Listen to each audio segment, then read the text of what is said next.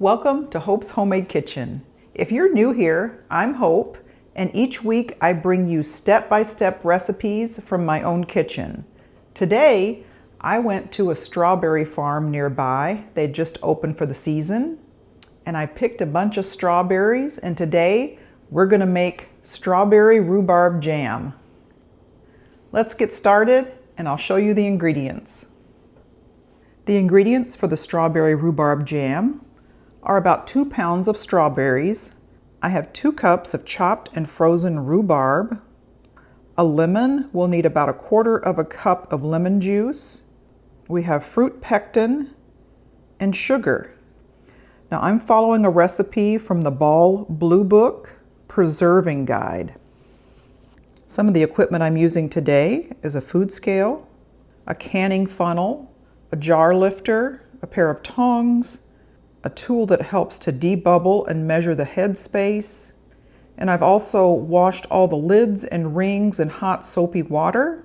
And I'll be using a potato masher to help mash up all of the fruit as I'm cooking it.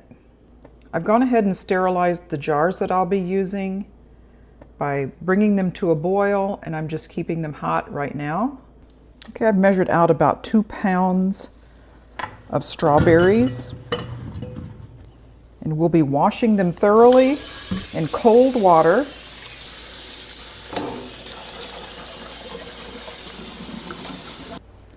Okay, and I'll be taking the stems off. And there's no need for me to slice them up because I'll be using a potato masher to mash these up as we're cooking them. It's a really fun activity to go to the farms if you have one near you and pick them yourself. So if you're able to do it, it's a fun activity for kids too.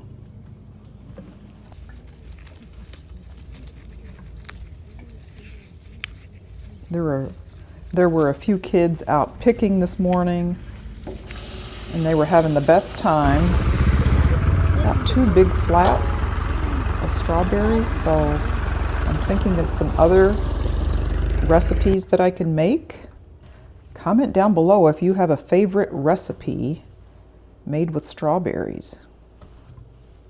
I only do this recipe once a year. I haven't gotten around to getting an official canner, so what we'll do today is just use a big stock pot of boiling water because we will be water bath canning these. And that's safe for the canning rules. So whenever I can anything, I follow the Ball Book recipes very closely. And what it says to do is go through and use a potato masher to crush those strawberries. Okay, those strawberries are pretty well crushed now. I'm going to be adding the rhubarb, pectin, and lemon juice. It's my 2 cups of rhubarb, 6 tablespoons of Ball Classic Pectin. We'll need 1/4 cup of lemon juice, either fresh or bottled. Now I'm going to bring this mixture to a boil.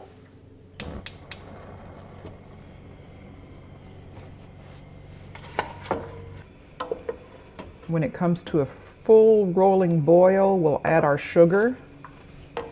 Once we add the sugar, and after the sugar is dissolved, if there's still foam at the top, we'll be skimming that off.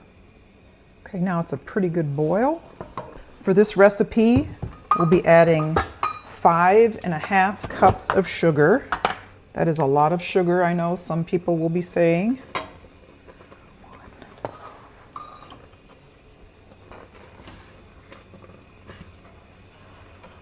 And you're right, it is a lot of sugar, but if you think about it, you're only using like a couple of tablespoons of jam. It just becomes a sweet part of your day. It's already turning into a gorgeous color. I'm going to take the masher and break up some of that rhubarb so it's not so chunky. So this part says, return mixture to a rolling boil that cannot be stirred down. Okay, now we're getting that heavy boil. It says to boil hard for 1 minute. This is what I would call a hard boil. Okay, I'm gonna cut the heat, turn the burner off, let it settle for a minute. Okay, I want to take a large spoon, a long handle spoon, and skim off that foam. You'll see a beautiful color underneath. Okay, I'm pulling the jars out of the hot water. This recipe is supposed to make 6 half-pint jars.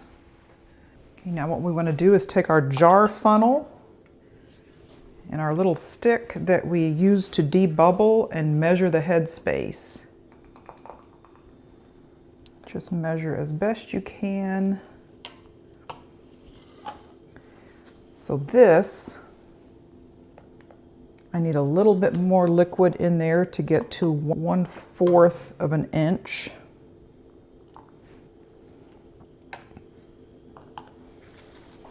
So that's the first little ridge on there. That's pretty good.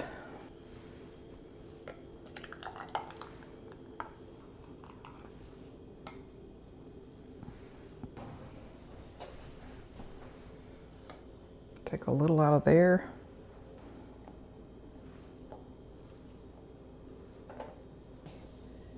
You want to kind of go through and just debubble.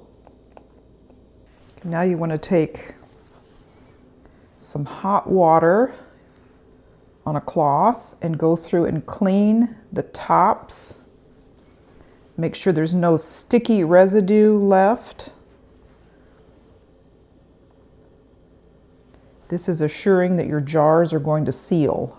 Now we'll take our lids that have been washed in hot soapy water and rinsed, place them on top, and then we'll take the rings and do what they call a fingertip tighten. So it's not, you don't like tighten it super hard, just kind of like that, applying a little bit of pressure.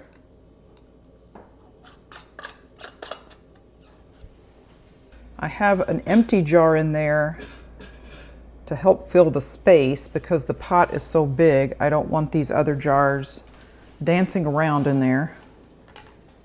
So normally if you had an official canner, you would be able to lower these down on the rack. But I'm just going to carefully place these in there. It has to cover the tops by at least 1 inch of water. I'll ladle a little bit of water out. I've covered the jars by at least 1 inch of space. Turn the heat up. And I'm going to put the lid on and bring it to a full boil. And at that point, we will be processing it for 10 minutes at a full boil.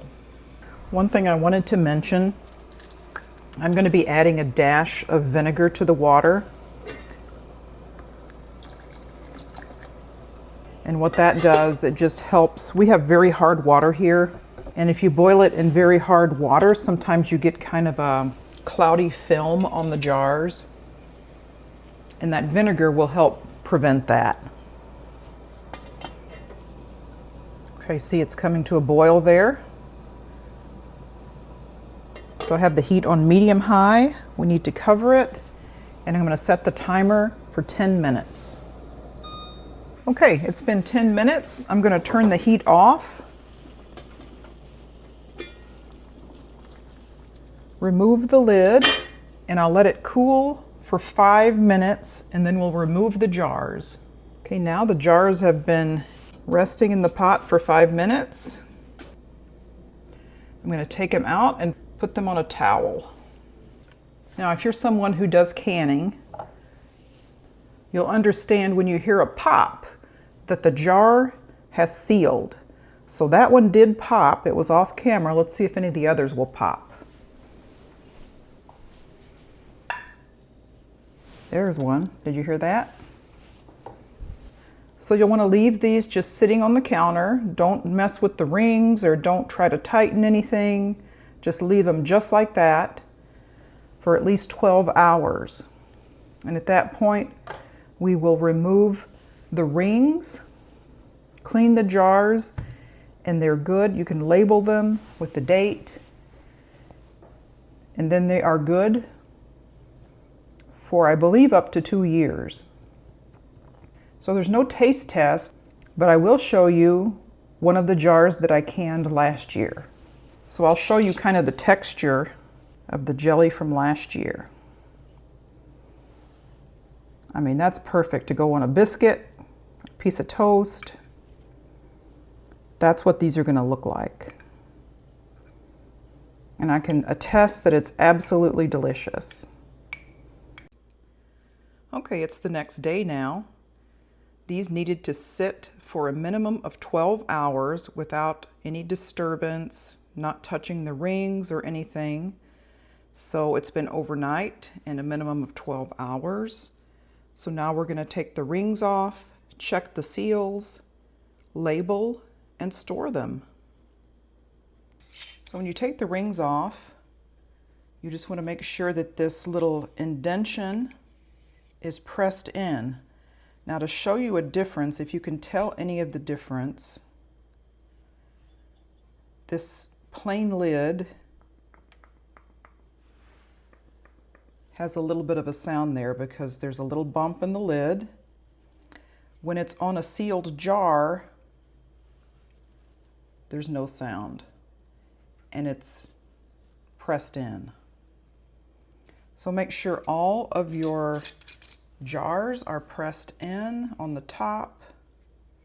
You can kind of just do a light test of the seal, make sure it doesn't pop off.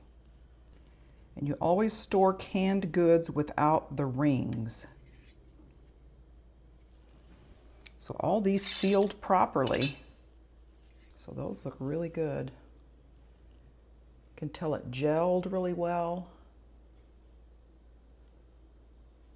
Okay, now we're going to do a light wash of the jar to get any sticky residue off and dry it thoroughly, especially at the top. And one of the reasons why you don't want to leave the rings on when you store it is because you don't know when it could become unsealed, and it could just develop rust in there if there's any moisture. This way it stays dry and clean. Now that I know that they're fully sealed, I'm just going to run them under some warm water. Make sure all the sticky residue is removed. I'm going to thoroughly dry up around the lid, and now they're ready to label. Now, these lids are designed where you can write on them with a Sharpie. So I'll just label what it is, and then the date that they were canned. And that way, if you have other jars in there that maybe are a year old, you can use those first before you get into these. So thank you for joining me today as we made strawberry rhubarb jam. I hope you'll stick around and subscribe to my channel if you haven't already. We'll see you next time.